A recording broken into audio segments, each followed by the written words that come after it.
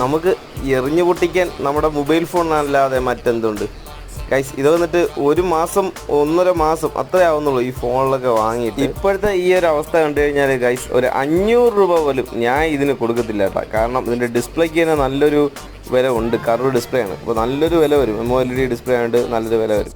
അപ്പോൾ ഇപ്പോഴത്തെ ഈ ഒരു കണ്ടീഷനിൽ ഇതും പുള്ളി വാങ്ങിയിട്ട് വിവോയുടെ ഫോണാണ് കണ്ടില്ലേ, വാങ്ങിയിട്ട് 1 മാസം തികച്ച് ഉപയോഗിച്ചിട്ടില്ല. അത്രമാത്രം ദേഷ്യം വന്നുകൊണ്ട് തന്നെ എറിഞ്ഞ് രണ്ടായിട്ട് കേസ് വരെ രണ്ടായിട്ട് ഒടിഞ്ഞ് വെച്ചിരിക്കുന്നത്. രണ്ടെടുത്ത് അങ്ങോട്ടും ഇങ്ങോട്ടും നോക്കിയാലും സാധനം പുതിയ സാധനമാണ്. ഫുൾ ബോക്സ് സെറ്റ് ഫുൾ ഉൾപ്പെടെ പുള്ളിയുടെ കയ്യിലുണ്ട്.